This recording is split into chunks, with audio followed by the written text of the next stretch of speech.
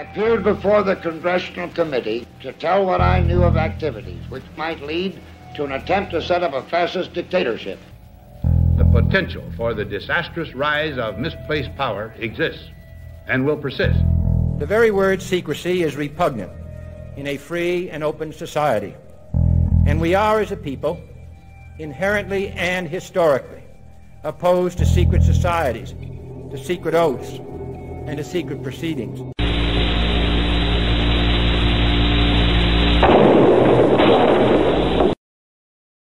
Comfortable with that at all? Who elected these guys to run the planet? They are the elitists. They feel they should run the world for their own selfish interests. Now we can see a new world coming into view. A world in which there is the very real prospect of a new world order. Bilderberg is making great progress toward a world government, and only an educated, informed public can stop them in their tracks. David Rockefeller admits in his own memoirs that he wants to destroy the United States. Right. He's a traitor. It's good to be back at the Council on Foreign Relations. As Pete mentioned, I've been a member for a long time and was actually a director for some period of time. I never mentioned that when I was campaigning for re-election back home in Wyoming. Let us never tolerate outrageous conspiracy theories. In the councils of government, we must guard against the acquisition of unwarranted influence, whether sought or unsought, by the military-industrial complex. And don't kid yourself, you do have a military-industrial complex. They do like war. You know, in Syria with the caliphate. So I wipe out 100% of the caliphate. That doesn't mean I say I want to bring our troops back home. The place went crazy. They want to keep, you have people here in Washington. They never want to leave. About 10 days after 9/11, I went through the Pentagon and I saw Secretary Rumsfeld and Deputy Secretary Wolfowitz. I went downstairs just to say hello to some of the people on the Joint Staff who used to work for me. And one of the generals called me in. He said, "Sir, you got to come in. You got to come in and talk to me a second." I said, "Well, you're too busy." He said, "No." He says, "We've made the decision. We're going to war with Iraq." This was on or about the 20th of September. I said, "We're going to war with Iraq. Why?" He said, "I don't know." He said, "I guess they don't know what else to do." So I said, "Well, did they find some information connecting Saddam to Al-Qaeda?" He said, No. He says, "There's nothing new that way. They just made the decision to go to war with Iraq." He said, "I guess it's like we don't know what to do about terrorists, but we've got a good military and we can take down governments." And he said, "I guess if the only tool you have is a hammer, every problem has to look like a nail." So I came back to see him a few weeks later, and by that time we were bombing in Afghanistan. I said, "Are we still going to war with Iraq?" And he said, "Oh, it's worse than that." He said, he reached over on his desk, he picked up a piece of paper, and he said, I just got this down from upstairs," meaning the Secretary of Defense's office today, and he said, "This is a memo that describes how we're going to take out 7 countries in 5 years, starting with Iraq and then Syria, Lebanon, Libya, Somalia, Sudan, and finishing off Iran." I said, "Is it classified?" He said, "Yes, sir." I said, "Well, don't show it to me." And I saw him a year or so ago, and I said, "You remember that?" He said, "Sir, I didn't show you that memo. I didn't show it to you."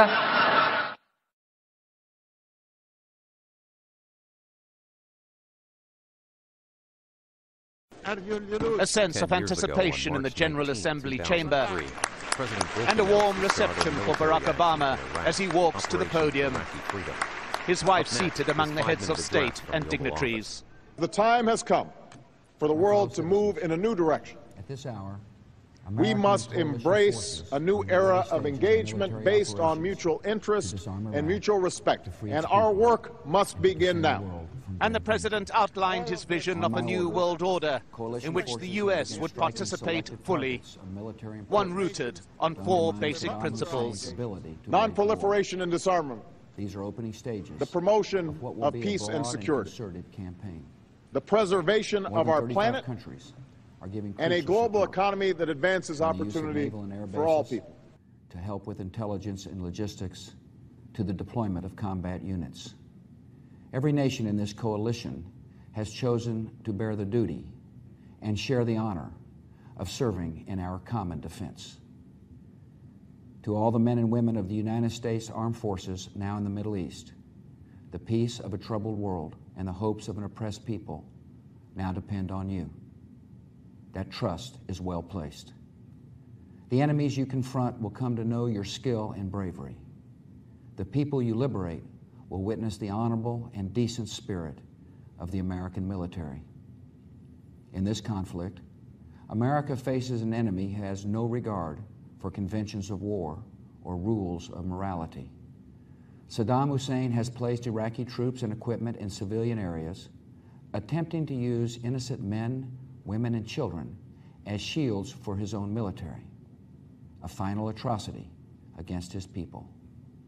I want Americans and all the world to know that coalition forces will make every effort to spare innocent civilians from harm.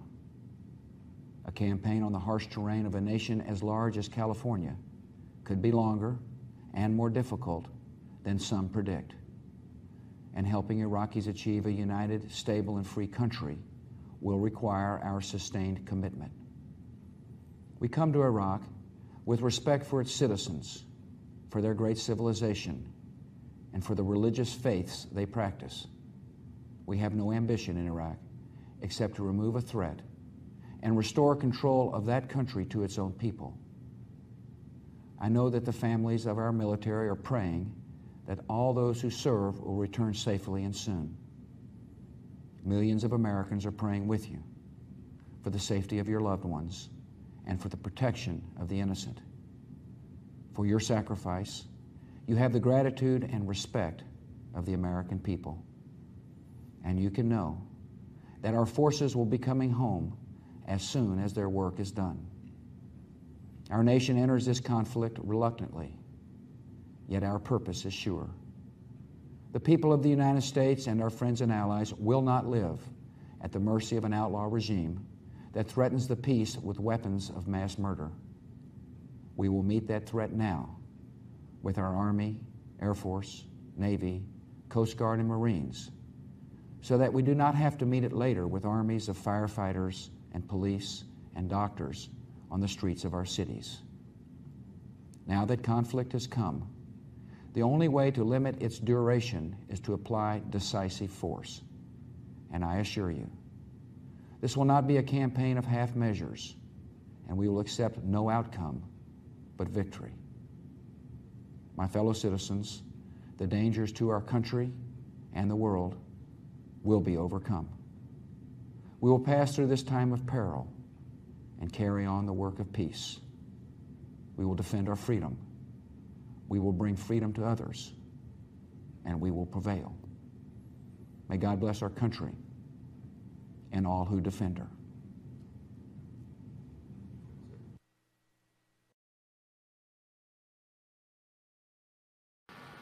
The parlous condition of the international system is symbolized by the latent competition between four visions of world order: the European, Westphalian, the Islamic, the Chinese, and the American. Consequently, none enjoy universal acceptance.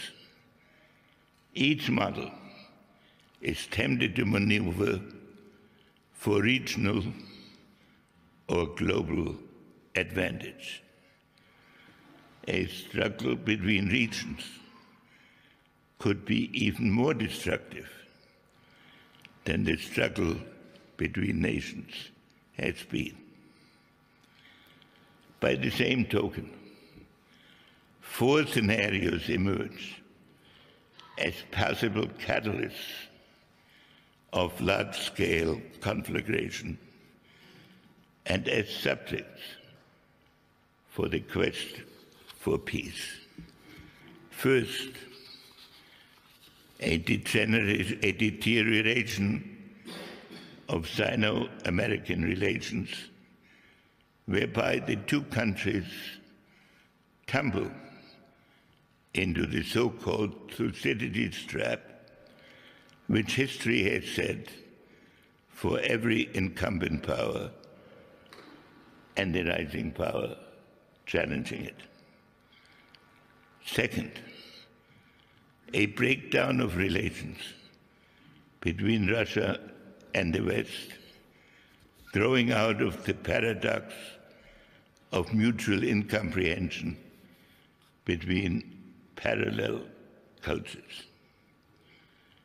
Third, a continuing weakening of European strategic relevance because of Europe's loss of a sense of global mission. And fourth, an escalation of conflict of the Middle East in a competitive quest for hegemony between Sunni Arab states, revolutionary Iran, and outside powers taking one side or the other. These are the challenges the American president will confront in seeking to achieve international peace together with like-minded. Tonight, with a new Iraqi government in place and following consultations with allies abroad and Congress at home, I can announce that America will lead a broad coalition to roll back this terrorist threat. We will conduct a systematic campaign of airstrikes against these terrorists. Working with the Iraqi government, we will expand our efforts beyond protecting our own people and humanitarian missions so that we're hitting ISIL targets as Iraqi forces go on offense. Moreover, I've made it clear that we will hunt down terrorists who threaten our country wherever they are. That means I will not hesitate to take action against ISIL in Syria as well as Iraq. We will send an additional 475 service members to Iraq. As I've said before, these American forces will not have a combat mission. We will not get dragged into another ground war in Iraq.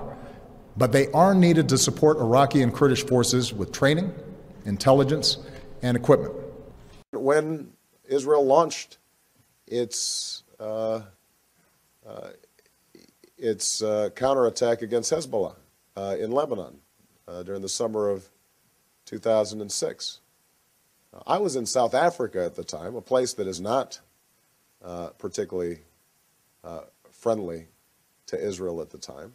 And I was asked by the press, what did you think? And I said, if somebody invades my country or is firing rockets into my country, then, or kidnapping my soldiers, I will not tolerate that. And there's no nation in the world that would. So I don't see this softness within the Democratic Party on these issues. The question is, can we use our military power wisely? Can we be strategic in terms of how we move forward?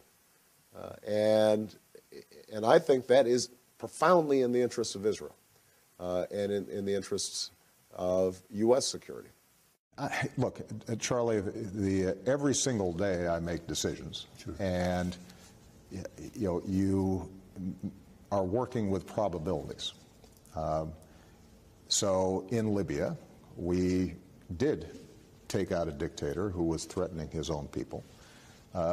As I've said before, I actually believe that was the right decision. I think had we not gone in, we would have seen another Syria in Libya. But Libya is still a big problem and a mess, and I think we did not do as good of a job as we should have. And I didn't do as good of a job as I should have in thinking through the aftermath and how much work was going to be required in putting the pieces of that country back together again. And that's a much simpler proposition than in Syria.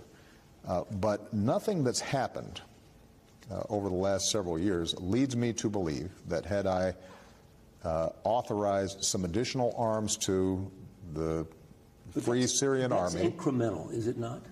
I'm sorry? Incremental. I mean, what is incremental? Just authorizing some additional arms. Well, but that's my point, Charlie. You can't have it both ways. And I don't mean you. I mean sort of some of the critics. Either you're making an argument, which is coherent, that we should have just invaded Syria and taken Assad out. Now, keep in mind that there was no basis for international law. Assad was not a threat to the United States. So we would have just been saying to ourselves that as a matter of policy, where we see there's a big problem in a country where things are really getting torn apart, then we should impose military order. Now, if that's a coherent argument, but if that's what we're going to do, then we're going to have to figure out why Syria is different from the Congo, why Syria is different from Sudan. Death of Muammar Gaddafi. This marks the end of a long and painful chapter for the people of Libya, who now have the opportunity to determine their own destiny in a new and democratic Libya. So, I mean, that is the land of unconfirmed. Yes, we came, we saw, he died. Did it have anything to do with your visit? No, I'm sure it did. They're going to be captured or killed. Democratic Jewish state between Israel and the United States. The desert is blooming again, and we can be so proud. Iran is the largest supporter of terrorism in the world today. Out of sight and out of touch. That's pretty humorous, Dave. Because of the AU force in Somalia, al-Shabaab controls less territory and the Somali government is growing stronger. In Central Africa, the AU-led mission continues to degrade the Lord's Resistance Army. In the Lake Chad Basin, forces from several nations with the backing of the AU are fighting to end Boko Haram's senseless brutality. And today we salute all those who serve to protect the innocent, including so many brave African peacekeepers. Now, as Africa stands against terror and conflict, I want you to know that the United States stands with you. With training and support, we're helping African forces grow stronger. The United States is supporting the AU's effort to strengthen peacekeeping, and we're working with countries in the region to deal with emerging crises with the African Peacekeeping Rapid Response Partnership. The world must do more to help as well. This fall at the United Nations, I will host a summit to secure new commitments to strengthen international support for peacekeeping, including here in Africa. And building on commitments that originated here in the AU, we'll work to develop a new partnership between the UN and the AU that can provide reliable support for AU peace operations. If African governments and international partners step up with strong support, we can transform how we work together to promote security and peace in Africa. Now, our efforts to ensure our shared security must be matched by a commitment to improved governance. Those things are connected. Good governance is one of the best weapons against terrorism and instability. Our fight against terrorist groups, for example, will never be won if we fail to address legitimate grievances that terrorists may try to exploit, if we don't build trust with all communities, if we don't uphold the rule of law. There's a saying, and I believe it is true, if we sacrifice liberty in the name of security, we risk losing both. Missile program, an experienced army. If the U.S. engages in a military clash with Iran, it could be costly. This will not be like our actions in Iraq, in Afghanistan, or in Syria. This is a conflict on an entirely different scale with a highly sophisticated, well-trained, and well-armed adversary. An adversary that would almost certainly turn to guerrilla tactics early on. Military analysts say Iran could stage attacks such as those last year on tankers in the Strait of Hormuz and Saudi oil fields. The U.S. blamed Iran for those hits. Iran denied it, but world oil markets were briefly rocked nonetheless, and bigger attacks could undeniably create larger shocks. Or Iran could call on its many allies in the region to carry its fight against America. Shia militias, Hezbollah, Hamas, the Houthis, groups that could use Iranian intelligence, logistics, weapons, and more to launch terror strikes on U.S. allies, embassies, military bases, American officials, or even private citizens abroad or at home. There is a network of Iranian elements within the United States that the FBI is watching. In terms of sheer firepower, Iran is no match for the U.S., which has more warships, planes, helicopters, tanks, and active troops. They know that if we go all the way up the escalation ladder, our capabilities, our Air Force, our naval capabilities will destroy theirs. They're much happier playing at a lower level, sort of the asymmetric level. But when and how and aimed at which targets? All we know for sure is that the Iranians are promising a response to the killing of that top-level military leader. Definitely there will be a revenge. There will be a harsh revenge. Iran will act based on its own choosing. And the White House? We will respond with great force and great vigor if the Iranian leadership makes a bad decision.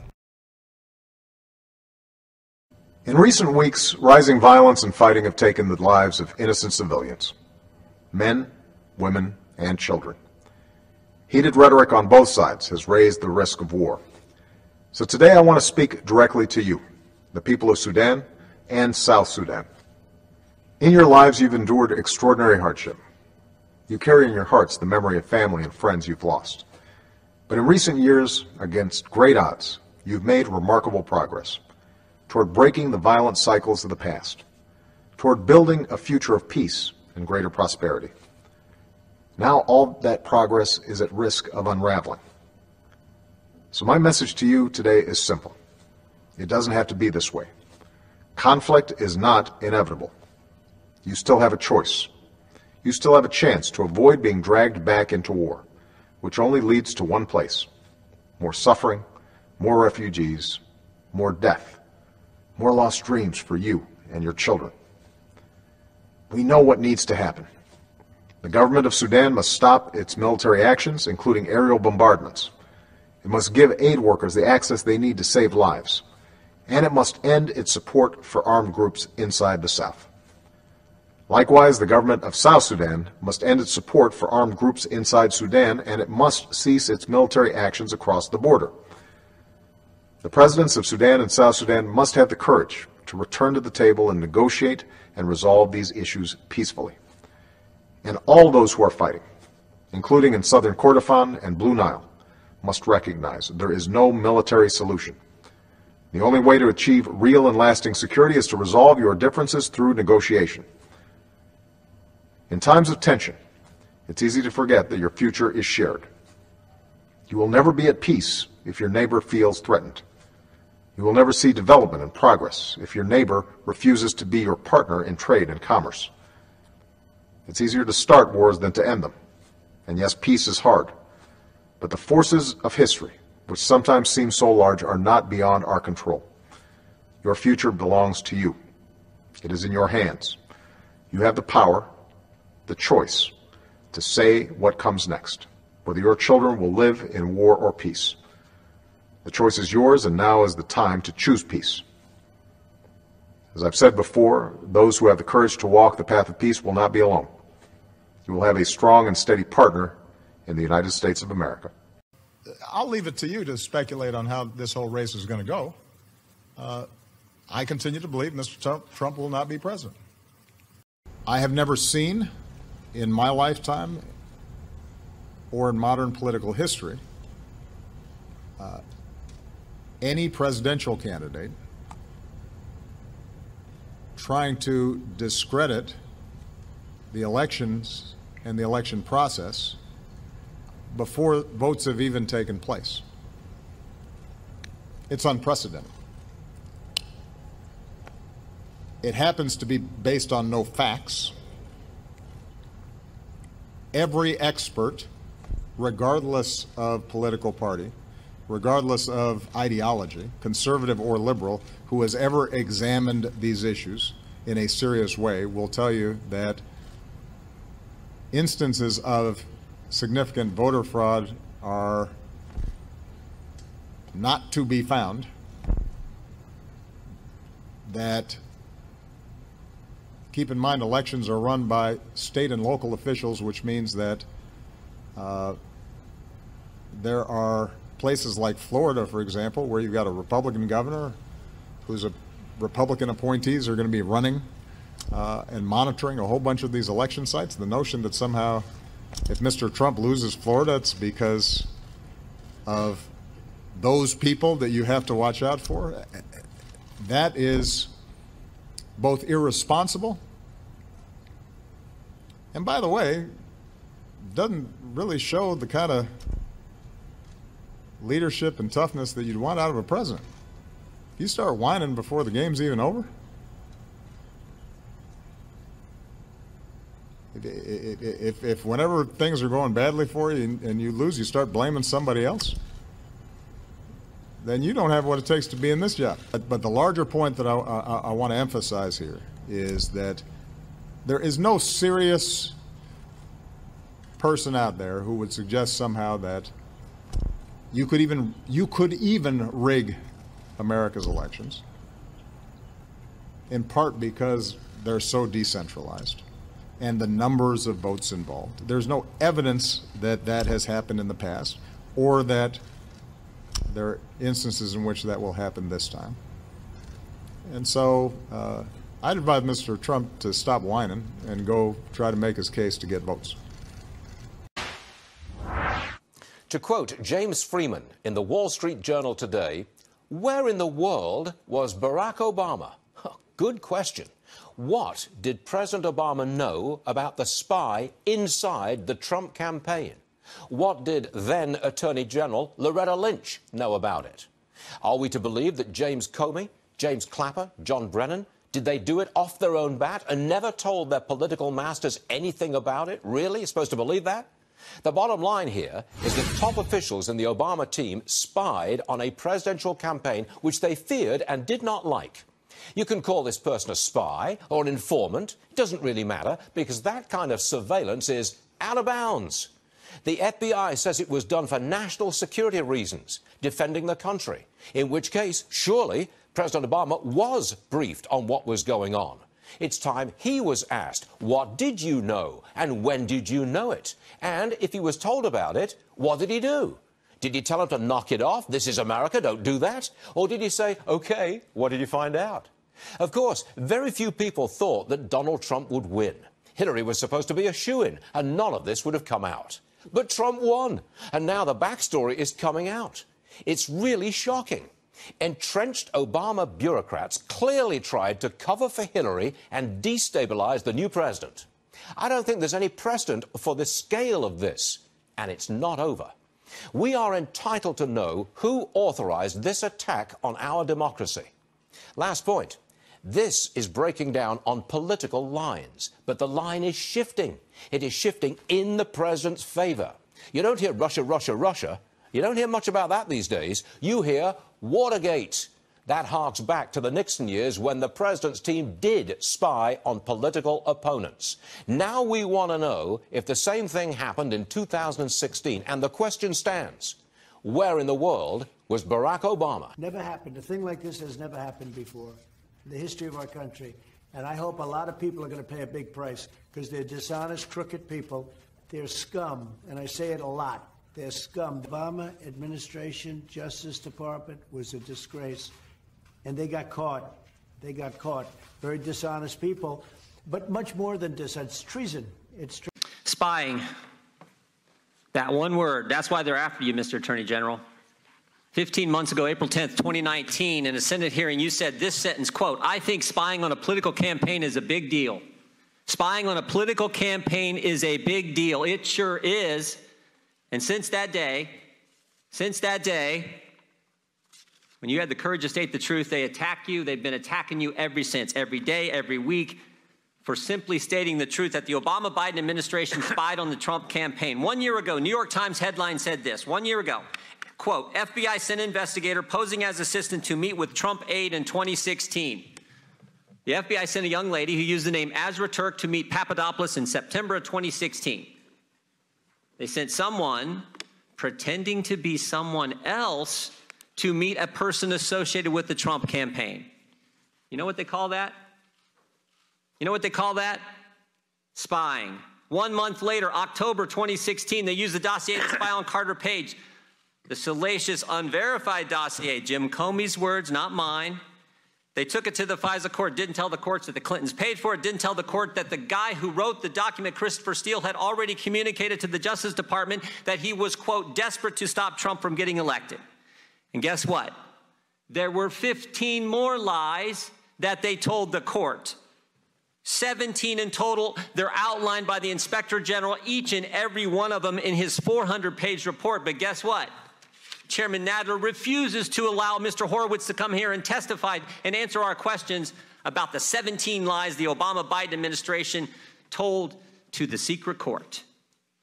The Obama-Biden DOJ opened the investigation in July. They used a secret agent lady to spy on Papadopoulos in August. They lied to the FISA court in September. And they did all this without any basis for launching the investigation to begin with. How do we know that? How do we know there was no basis? They told us. Now, they didn't want to tell us, but thanks to Rick Grinnell, who released the transcripts of their testimony, we now know there was no basis for them to start the investigation in the first place. Sally Yates, Rhodes, Samantha Power, Susan Rice. Here's what Susan Rice says. I don't recall intelligence I would consider evidence of a conspiracy. How about James Clapper? I never saw any direct evidence that the Trump campaign or someone in it was conspiring with the Russians to meddle with the election. Say that again. I never saw evidence that the Trump campaign was conspiring, and yet they investigate him. There was never a proper predicate. So why'd they do it? There was no reason to do it. Why'd they do it? They told us that too. Peter Strzok, August 2016, asked, is Trump going to win? What's his response?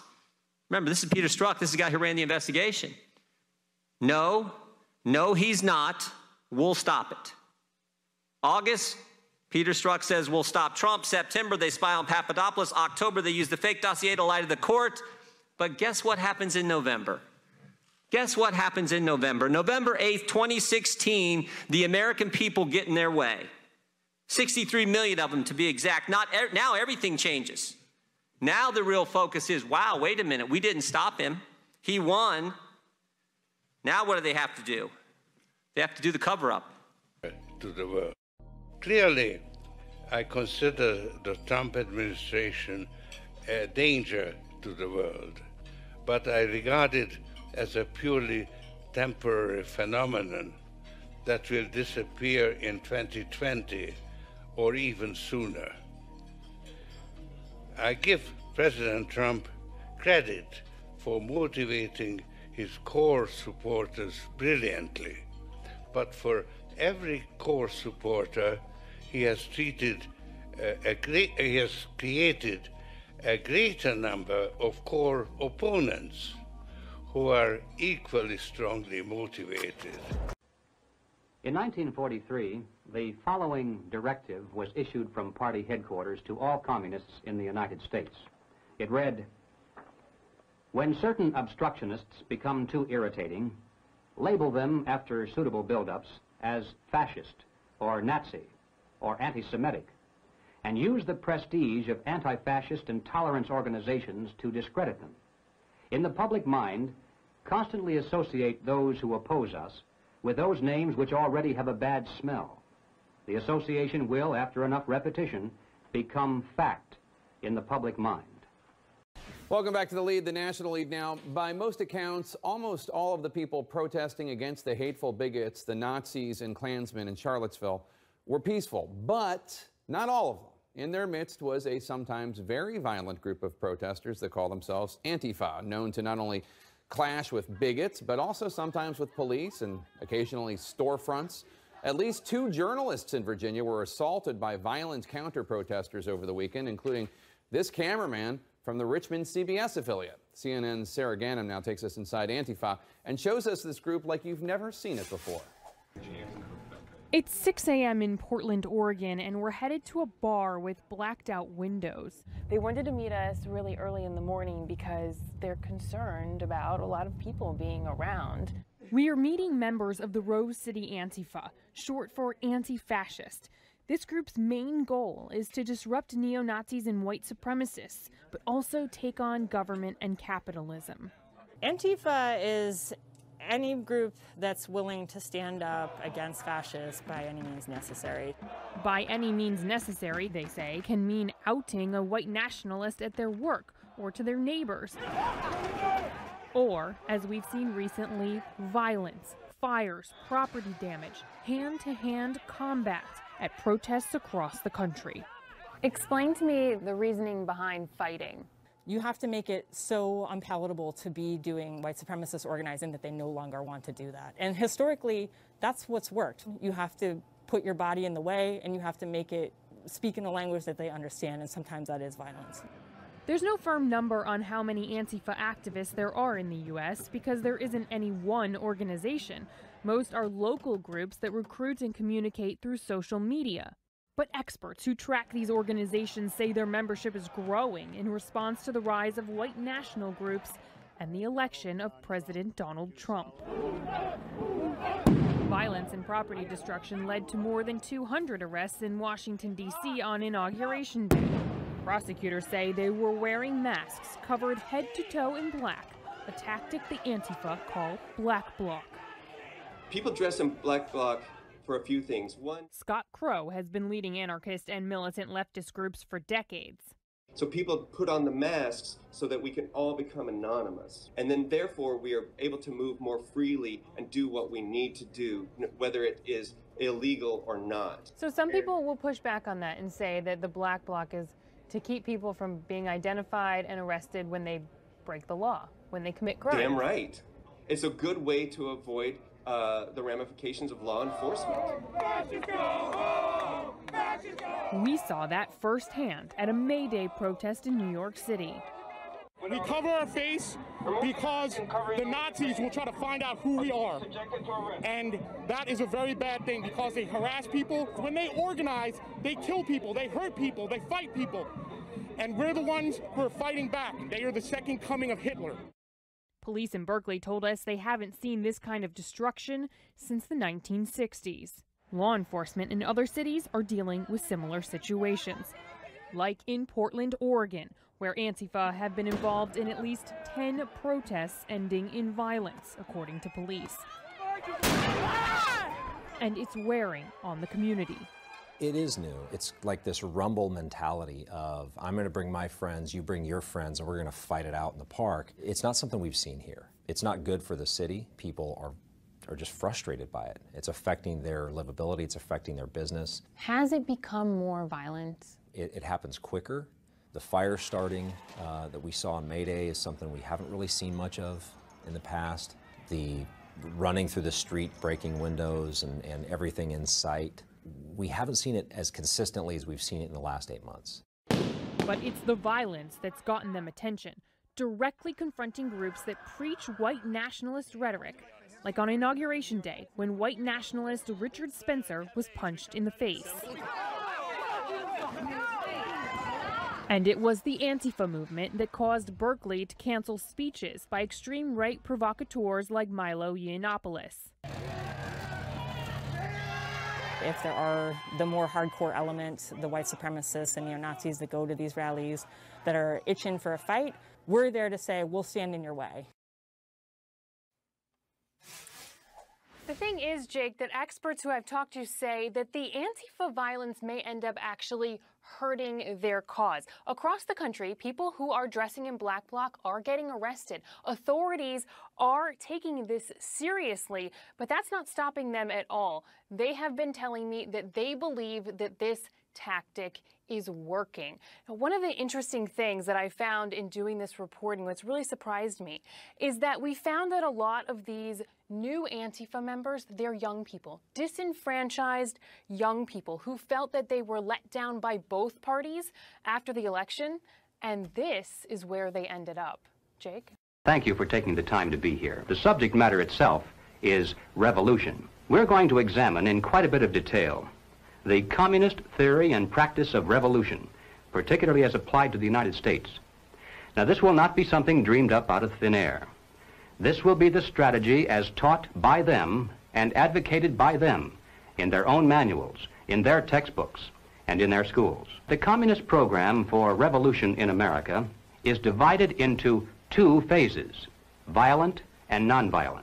That the strategy for violent revolution calls for chaos, anarchy, mass confusion and panic among the people, a crisis in government, and then, out of the vacuum, the sudden seizure of power by communist-led guerrilla bands. Back now live here on CNN with the breaking news. I'm Don Lemon, live in Ferguson, Missouri. What you're looking at now is a very large gathering, a very large protest. This one is in Boston. The pictures courtesy our affiliate WCVB in Boston. And look at the crowds there. Many people gathering. Most of these protests tonight have been peaceful. And that is what America is about, peaceful protesting. I've been speaking to my colleague Van Jones here, and we were saying last night was not about peace in America. That was anarchist. Well, I don't know who to blame, but looting and arson, that's not going to move the agenda forward. But this is a momentous moment. It's a watershed moment for a generation of Americans who want to see the country get better, not worse. Stand by, Van Jones, as we bring you these pictures of protests from all over the country. I want to get to Darryl Parks, Brown family attorney, to get his reaction to what's going on across the country.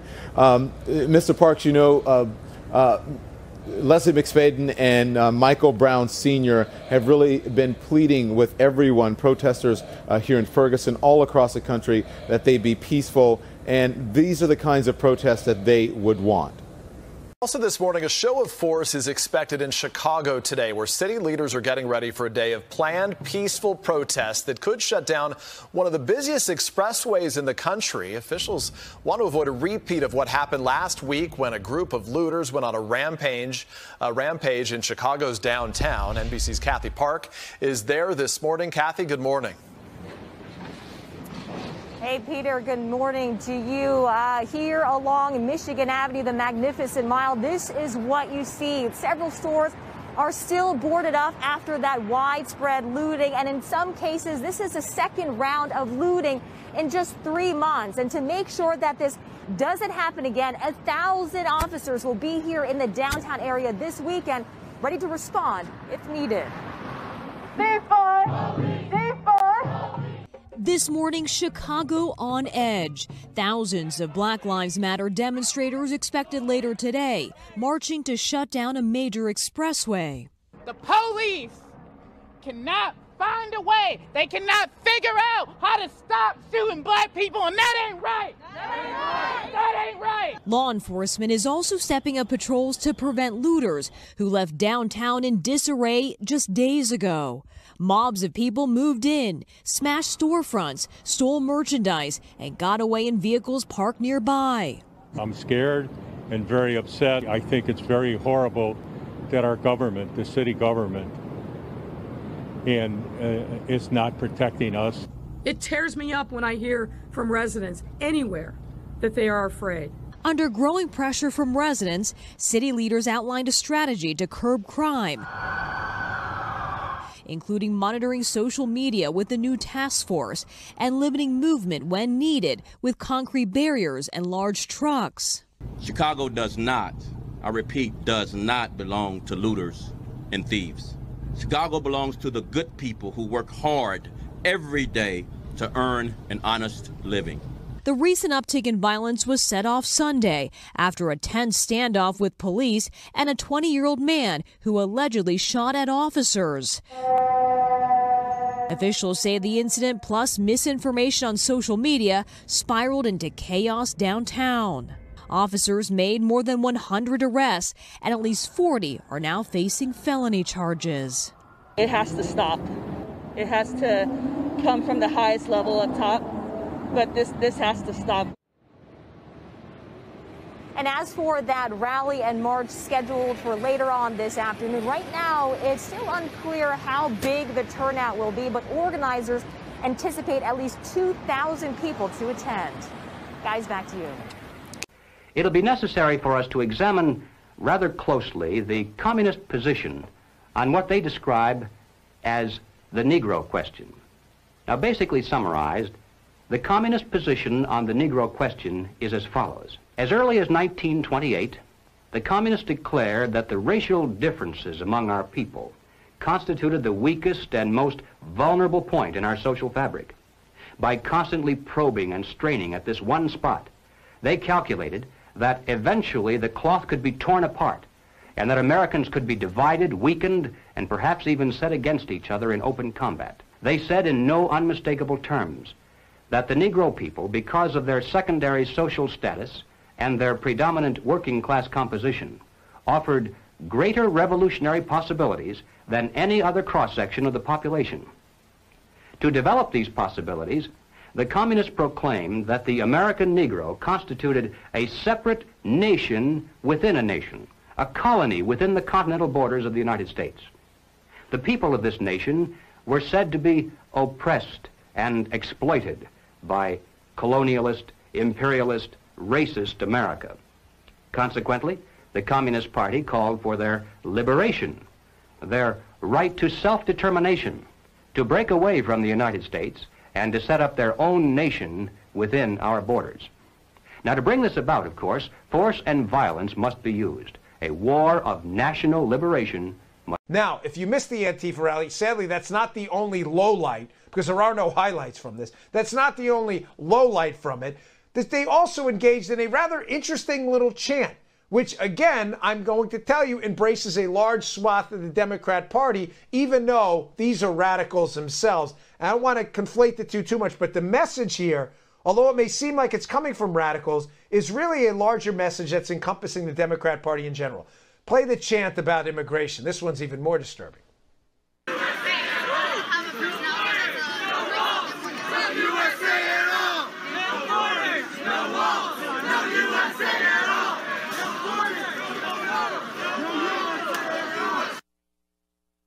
No border, no wall, no USA at all. Folks, again, I don't want to conflate the two on the violence side. The violence is definitely not epidemic within the Democrat Party. I want to be clear on that. And we should.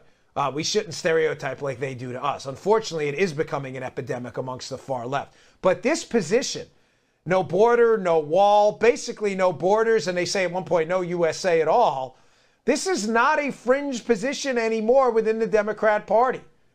This is a position that's embraced, maybe not by a majority, but by a large swath of now Democrat voters. This is frightening.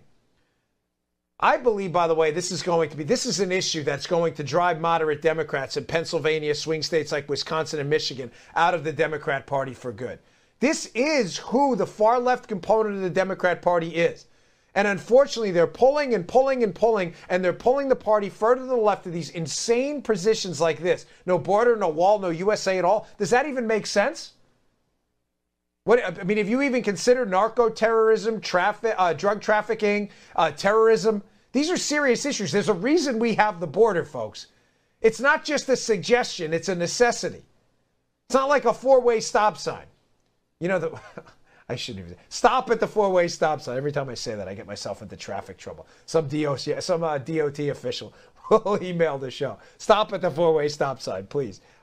One of these days. 2 weeks ago, protesters were pushing the police line back, taking over the blocks around the East Precinct. Well, early this morning, it was the police pushing protesters out of the area, better known as the CHOP. Not everybody left peacefully, and police arrested more than 36 people. Sky King is now flying over Capitol Hill, where you can see a massive cleanup operation has been underway. Tents, trash, barricades, plywood being moved out as some protesters remain on the outskirts of those closed streets. And just as the sun was coming up, police moved into that protest area by order of the mayor, and many protesters still sleeping were told to get out. You have 5 minutes to disperse. I want you guys to picture your daughter's faces on mine right now. Police arrested those who refused to leave, other protesters leaving on their own. Some neighbors say they have been waiting weeks to get their streets back. I only really sit there and say that our message has been diluted because of the violence that has occurred and different insiders coming in trying to push their own message and our own agenda. But as I continue to say that, we must continue to stand on one accord. Must be used. A war of national liberation must be fought. And the communists are not stupid. They realize that revolution of force and violence dependent upon a minority is doomed to ultimate failure, except in those areas where they actually do constitute a majority. But they aren't going to settle for just part of the United States. They want all of it. And so they made it clear long ago that their violent war of national liberation must be secondary to the nonviolent proletarian revolution.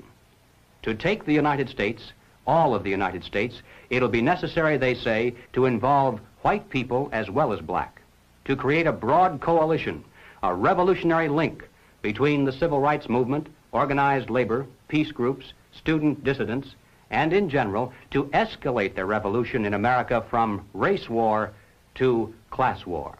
It would be a major mistake to believe that there can be any other revolution in imperialist America than a proletarian revolution. Well, moving forward to the year 1935, we come to this communist booklet entitled The Negroes in a Soviet America, written by James Ford and James Allen.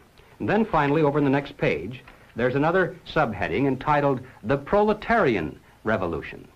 And here we begin to get an idea finally of what this phase of the revolution is all about. It says, capitalism is decaying. It is an outworn system. Capitalism is based upon the private ownership of machines, factories, railroads, land, and all other means of production. Only one thing can do away with the basis for the existence of capitalism, the expropriation of the capitalists.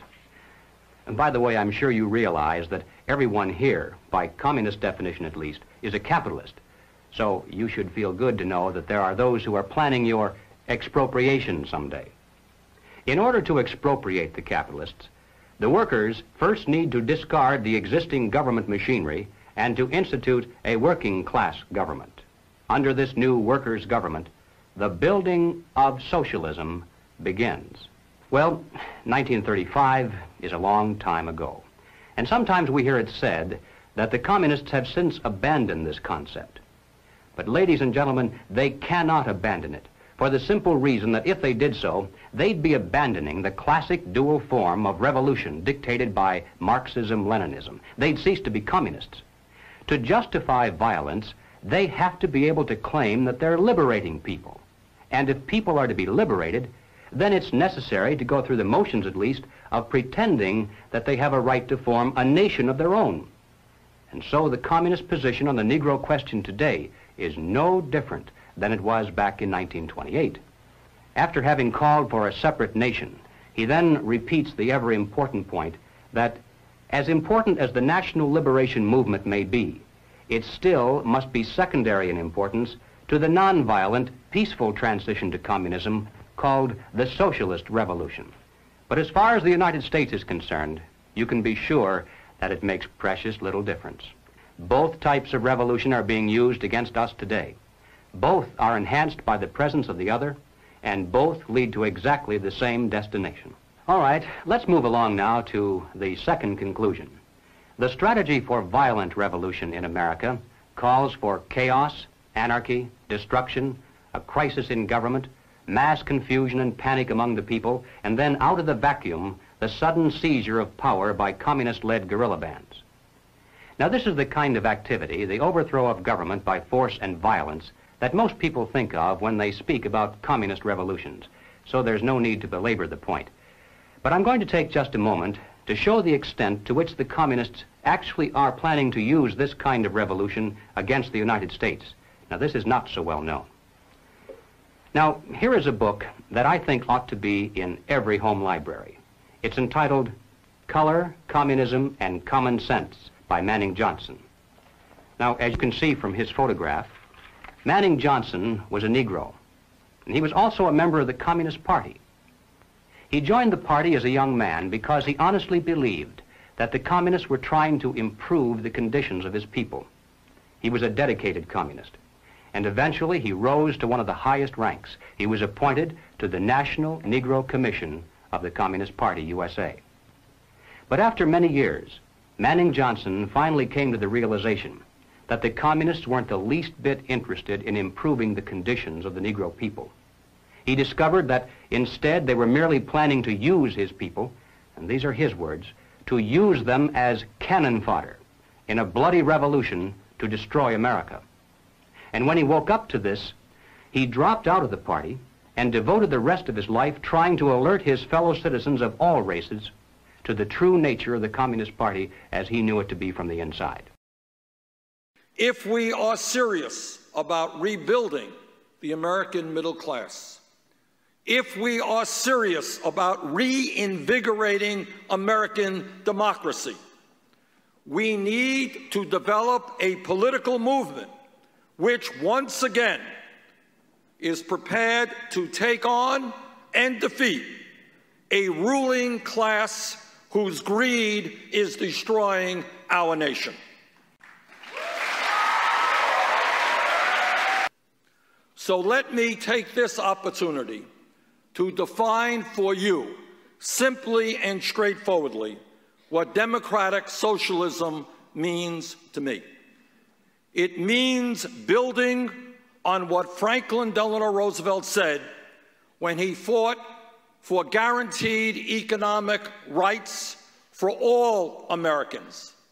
And it builds on what Martin Luther King Jr. said in 1968 when he stated, and I quote, "This country has socialism for the rich and rugged individualism for the poor," end of quote. My view of democratic socialism builds on the success of many other countries around the world who have done a far better job than we have in protecting the needs of their working families, their elderly citizens, their children, their sick, and their poor.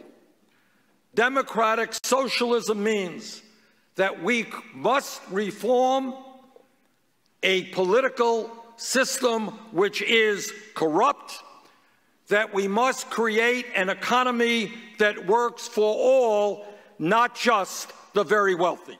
Did you experience any, I know you said the most powerful weapon you have is your tongue, because if you say something, it could hurt 3 generations, not just yourself, your parents, your grandparents, et cetera, et cetera. But, you know, there has to be an element of somebody being rebellious. And if there was somebody that was rebellious, if you do remember, what typically happened to somebody that was rebellious against a regime like that?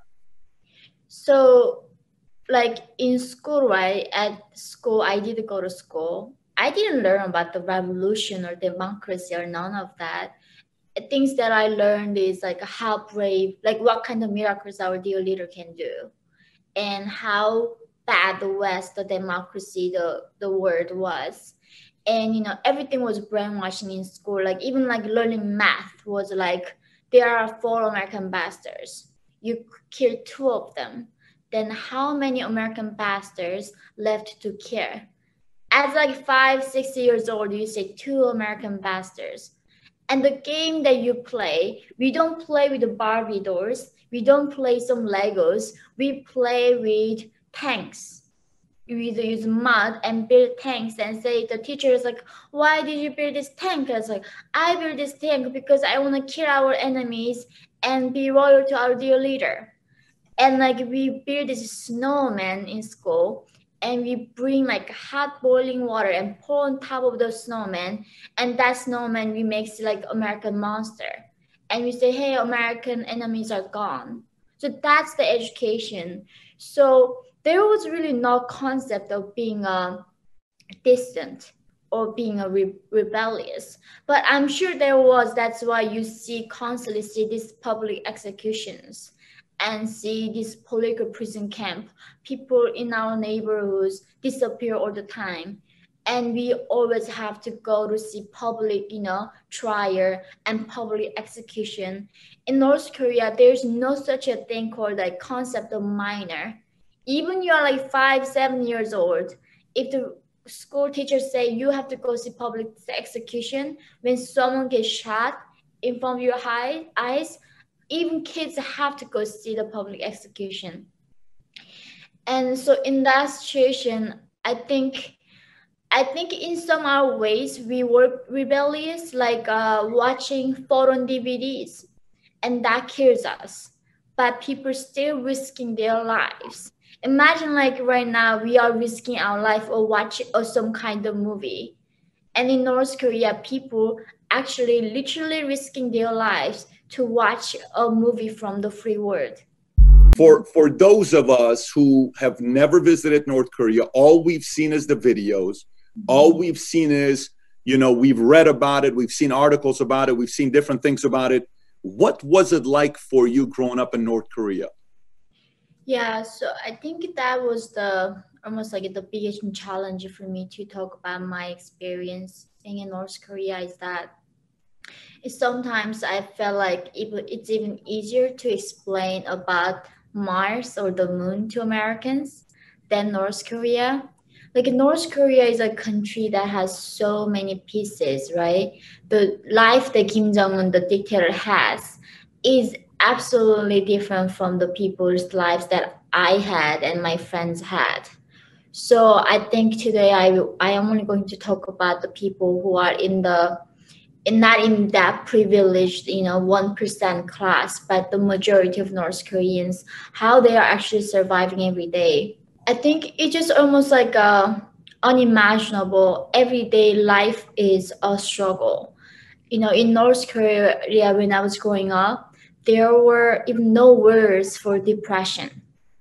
Or even stress. So as I growing up as a child, when I came to South Korea, they told me like stress is like very big, cause for something. Depression is the like big main cause for suicide. And I was like, what is that? And you don't know what stress is? Like you don't know what depression is? And in North Korea, the regime didn't put that words in the dictionary for us. So, imagine that in socialist paradise, how can you possibly stressed? How can you be possibly depressed? But in our real life is a struggle, but we just don't know how to put those like concepts into words. I think, when I was a child, very first thing that my mom told me was not to even whisper, because the birds and mice could hear me. And as a young girl, the first thing I learned is that the most dangerous thing in my body that I got is my tongue. What if I slip some wrong word? That is not gonna only kill me, that is not gonna only kill my family, it is going to kill 3 generations of my family. If somebody say one wrong thing, political statement, it's not gonna just kill that person, it kills entire 3 generations of that family. And that is like, so in that sense, I never knew what, freedom of speech was. I somehow thought that's how a normal world was, because there was no internet. Obviously, I never heard the word internet in North Korea. There is only one channel on TV, 24 hours, that is telling us how wonderful the socialist paradise is and how bad our American bastards enemies are. And, I remember when I came to America, going to Walmarts and going to see this like section of magazines, right? They have living like magazine, fashion magazine, cook magazine. I never seen any kind of magazine in North Korea. Like I never seen a cookbook. I never heard of what modeling was. Like there's no fashion magazine. The regime, the government telling us what to wear, what kind of haircut you can have, what kind of makeup you can have, what kind of pants you can wear, what kind of song you can sing, what kind of movie you can watch, what kind of dance you can dance. Every little thing is determined by the regime, even before I was born. And even where I live, who I can marry, what can I do in life is determined by my political class in the country.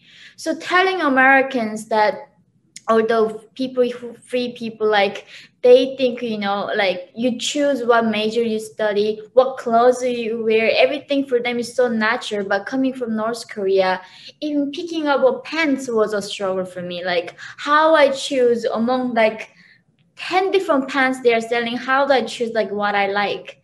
Because in North Korea, nobody asked me like, what do I think? Could orchestrate a whole global pandemic hoax. But in fact, when we understand the structure of how the world's controlled, it becomes relatively straightforward.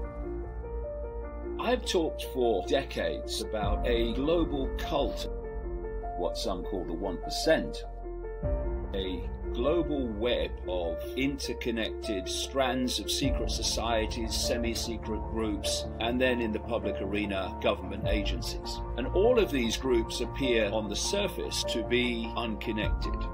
They aren't. You can symbolize the way this global web works as the structure of a global corporation. Say McDonald's with a headquarters at a point in the world, and in every other country you have the subsidiaries that operate according to the centrally dictated headquarters. And so you go into a McDonald's in Russia, South Africa, Australia, America, Britain, and you're basically going into the same McDonald's operating in the same way. And this global cult structures itself in very similar lines. At the center of the web, and this is in the shadows, you have what I call the spider. This is the inner core of the cult that is driving the direction of the world. And then in each country, they have a subsidiary network, certain families and secret societies. Their job is to impose the will of the center, the spider, dictating policy in virtually every country.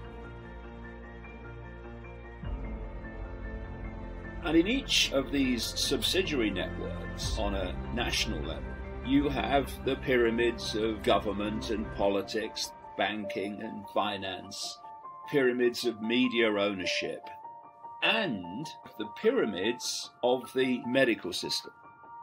So if you take health policy, the few at the top in each country are dictating how doctors and the rest of the medical profession have to act, what they have to do. The medical profession then follow overwhelmingly unquestioningly. And those who do question and resist find themselves and their careers in often serious trouble. And the top of these pyramids in each country answer to the same master globally, the spider. And therefore the will of the spider is dictating what the policy will be right across the world. Just the people at the top impose it upon the pyramid structure in its entirety. So if we look globally at this pandemic, first of all, so important, forget borders. This cult does not have borders. They are for the public. This cult is global and operates globally. And one of its biggest centers is China. The cult was behind the Chairman Mao revolution that turned China into this fascistic, communistic, they're the same thing really, tyranny. And what they've done behind the walls of that tyranny is incubate a system that they want to play out globally. China has become a fiercely controlled country, not least controlled via technology, with millions and millions of face recognition cameras which allow the Chinese authorities to find anyone, often literally in minutes, in real time. In the West, until now, they've had to pay some lip service to freedom and democracy. In the beginning, the critical issue that I think was one of the things when we finally realized that it became very clear what we needed to do was this virus an efficient spreader from human to human? What about community spread? Because there's no doubt that we knew that we would get cases here. And when we got cases here, that people who are documented to be exposed, relatives, husband-wife combinations of someone that comes over, if they get infected, that's not community spread. You know exactly what the source is. A person travels from Wuhan, they're here, they unite with someone, husband, wife, or who would have you, they get infected. The insidious aspect about community spread is that it's spread in the community and you don't know who is infecting who. You don't have an identifiable point source. Once that happens, that is the big red flag. Let me put it very clearly. You have no constitutional right to endanger the public and spread a disease, even if you disagree, you have no right not to be vaccinated. You have no right not to wear a mask. You have no right to open up your business. Wait, can I stop you? No right not to be vaccinated? Meaning if they decide you have to be vaccinated, we have to be vaccinated? Absolutely. And if you refuse to be vaccinated, the state has the power to literally take you to a doctor's office and plunge a needle into your arm. If the vaccination Where is that in the Constitution? If the vaccination is designed to prevent the spreading disease. If the vaccination is only to prevent a disease that you will get, for example, if there's a disease that will kill you, you have the right to refuse that, but you have no right to refuse to be vaccinated against a contagious disease.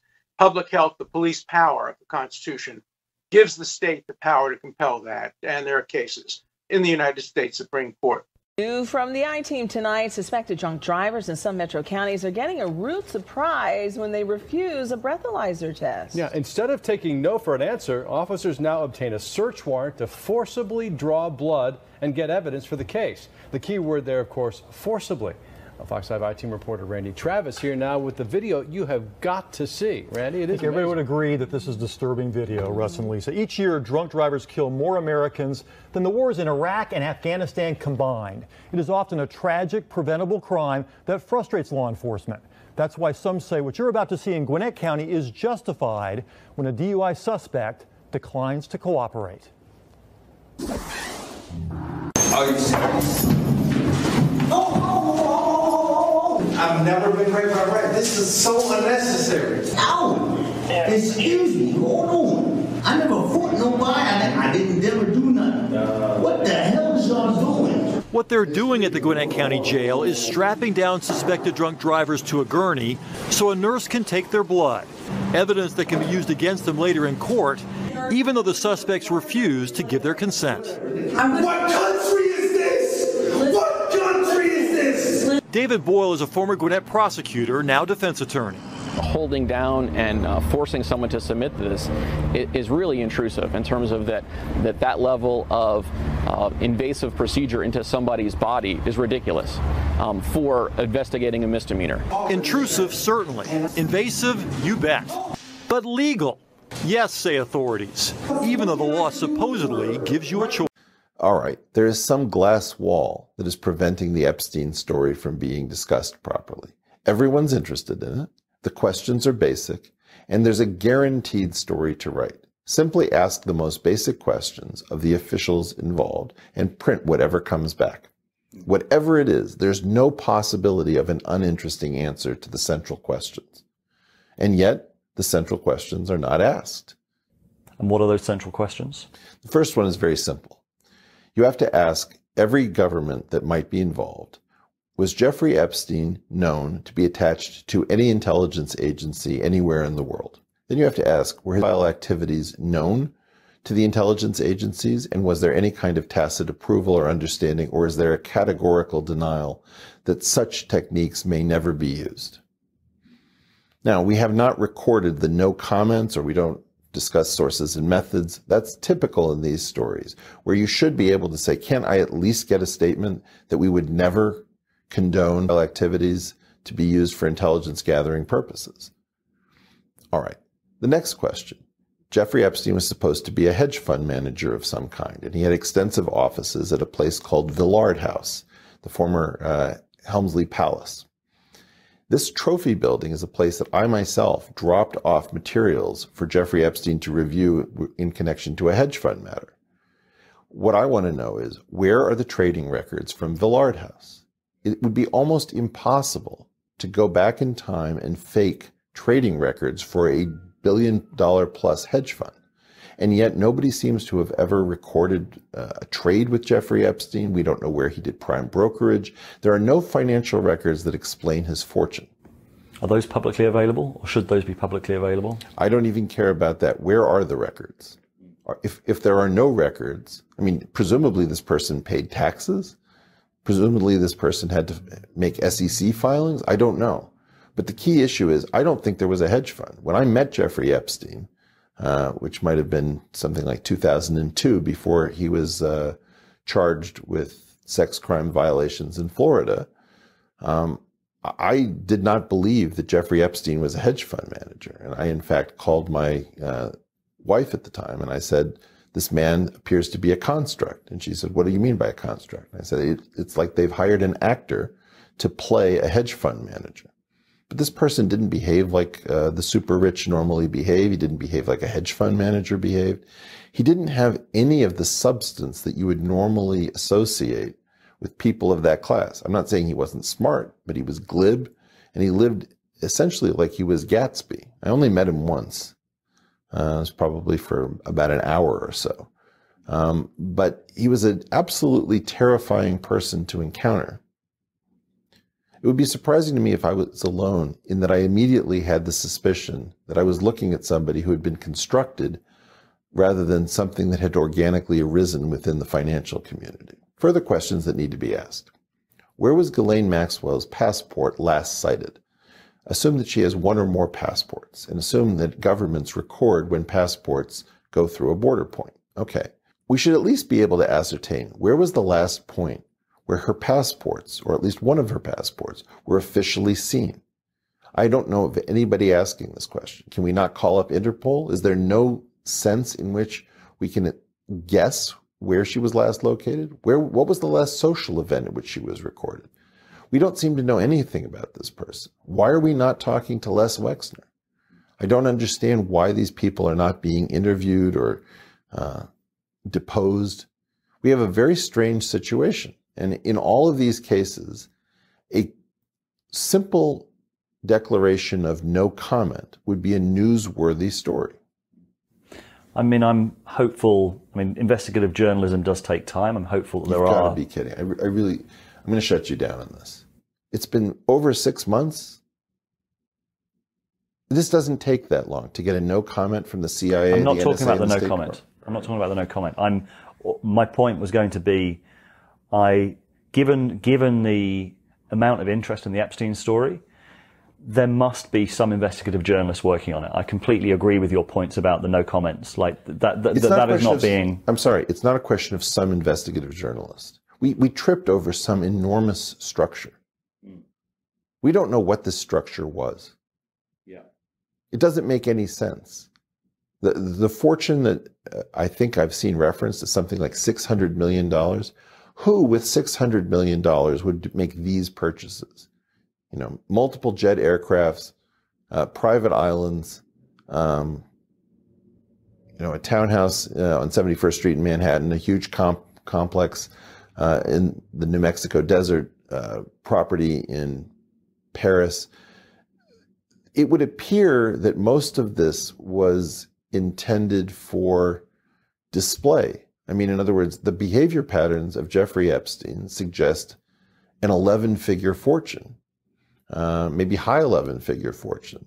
This person appears to be somewhere in the 9 figures. That's 2 orders of magnitude off. Now, I know that very rich is very rich to many people, but, you know, as a person of much smaller means, I can tell you that if you hang around with people who are in this stratosphere, they behave very differently depending upon which order of magnitude they're at. And Jeffrey Epstein was at the wrong order of magnitude. He was behaving like a high 11-figure type guy, maybe, with what appears to be a 9-figure fortune. Yeah, I mean. And when I asked why they recorded everything all the time, I said, is Wexner really paranoid? And he said, yeah, that's one. Epstein said, yeah, that's one way of saying it. He keeps everything. He records it all. He said, I record everything, and I keep it for Wexner in the safe. So the first house I go to has pinhole cameras. Jeffrey's showing me. He's really proud of them. Second house I go to has pinhole cameras. He says, Wexner gave me this house for $1. Wexner gave me this for $1. Then I go to the apartment. They had pinhole cameras in the Victoria's Secret dressing room. Now, just to fast forward, when I was in Wexner's house, there were cameras there were pinhole cameras throughout that thing. And Jeffrey, again, is like, oh, look at all the pinhole cameras. And Ghislaine says, you need to be careful. We can see everything. When I would go to the restroom or take a shower or anything, Ghislaine would call me, and from the speaker, and this is in New York, sometimes in London, in different places, she would say, get out of the loo, get off the toilet. She would start screaming at me. and I was on the toilet. And I'm like, what's happening? So then later Jeffrey's like, oh yeah, everything's being fed to Abigail. They're watching everything. They literally watched my... Bill Clinton. Nice guy. Got a lot of problems coming up, in my opinion, with the famous island with Jeffrey Epstein. A lot of problems. Facebook, Trump says the campaign has changed him. When did that happen? So, Mr. Trump, let me add to that. When you walked off that bus at age 59, were you a different man, or did that behavior continue until just recently? And you have 2 minutes for this. As I told you, that was locker room talk. I'm not proud of it. I am a person who has great respect for people, for my family, for the people of this country, and certainly I'm not proud of it. But that was something that happened. If you look at Bill Clinton, far worse, minor words, and his was action. His was what he's done to women. There's never been anybody in the history of politics in this nation that's been so abusive to women. So you can say any way you want to say it, but Bill Clinton was abusive to women. Hillary Clinton attacked those same women and attacked them viciously. 4 of them here tonight. One of the women, who is a wonderful woman, at 12 years old, was raped at 12. Her client, she represented, got him off, and she's seen laughing on 2 separate occasions, laughing at the girl who was raped. Kathy Shelton, that young woman, is here with us tonight. So don't tell me about words. I apologize for those words. But it is things that people say. But what President Clinton did, he was impeached. He lost his license to practice law.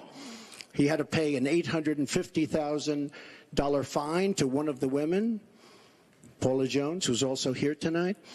And I will tell you that when Hillary brings up a point like that, and she talks about words that I said 11 years ago, I think it's disgraceful, and I think she should be ashamed of herself, if you want to know the truth. I think my time has expired.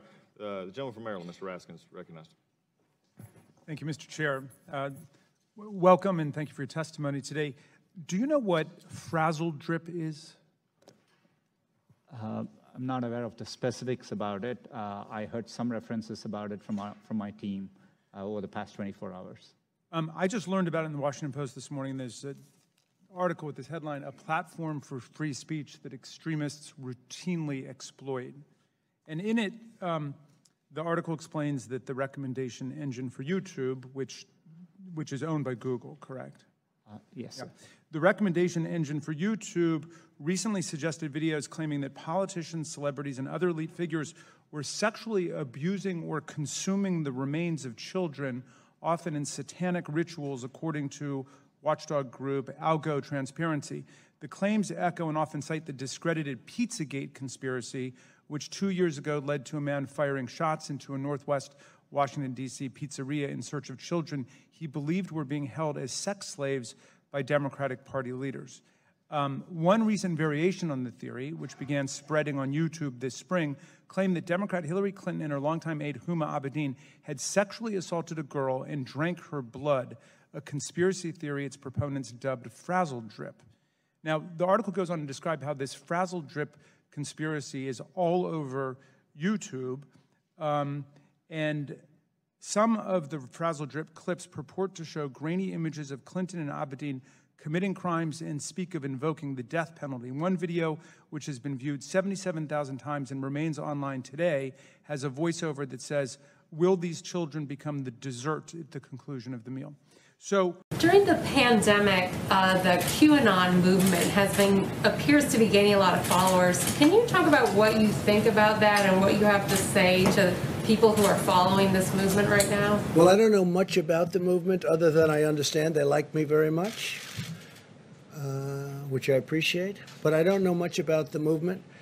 I have heard that it is gaining in popularity, and from what I've heard, these are people that when they watch the streets of Portland, when they watch what happened in New York City in just the last 6 or 7 months, but this was starting even 4 years ago when I came here, almost 4 years, can you believe it? These are people that don't like seeing what's going on in places like Portland and places like Chicago and New York and other cities and states. And I've heard these are people that love our country and they just don't like seeing it. So I don't know really anything about it other than they do supposedly like me, and they also would like to see problems in these areas, like especially the areas that we're talking about, go away, because there's no reason the Democrats can't run a city. And if they can't, we will send in all of the federal, whether it's troops or law enforcement, whatever they'd like. We'll send them in. We'll straighten out their problem in 24 hours or less. Okay? Well, at the crux of the theory is this belief that you are secretly saving the world from this satanic cult of pedophiles and cannibals. Does that sound like something you are behind? Or well, I haven't heard that, but is that supposed to be a bad thing or a good thing? I mean, you know, if I can help save the world from problems, I'm willing to do it. I'm willing to put myself out there, and we are actually. We're saving the world from a radical left philosophy that will destroy this country, and when this country is gone, the rest of the world would follow. The rest of the world would follow. That's the importance of this country. Act, and really no issue about intent, despite President Obama proclaiming otherwise. And of course, you realize the reason that Hillary had to be protected was because he was writing her on that secret server using an alias, which shows that he damn well knew and had approved in advance her use of the secret unsecured server. On top of that, there's the Anthony Weiner laptop, which I don't know if you heard this. I wrote an article about that too. 675,000 Clinton emails when they got Anthony Weiner's laptop in a search warrant because of all his sex perversion issues. It was all the Clinton emails, the Clinton Foundation, her Secretary of State emails, Huma Abedin's emails. Lots of people emailed Huma as a proxy for Hillary, and it included what Comey called the sorry, I must wave my hands more than most people. The golden emails, because they were the BlackBerry backup emails that they were supposedly just looking for everywhere very diligently. Well, guess what they did when they found them on the Weiner laptop? They got a search warrant for things that didn't include the BlackBerry backup emails. So when they told us, when he stood there and said that day, oh, you know, we've reviewed all the emails now, there's nothing there, that was a bald-faced lie. They specifically did not look at the BlackBerry backups, and they didn't look at a fraction of the emails on Anthony Weiner's laptop. So one of the things, if I were the president, I'd do is demand the Anthony Weiner laptop and get it to the most trusted person in the military to take apart everything on it and then start using it. There's a lot that can be prosecuted, I have no doubt, on that laptop. In fact, I heard that the New York police officers who saw some of it, even though they're hardened investigators, literally had to go throw up.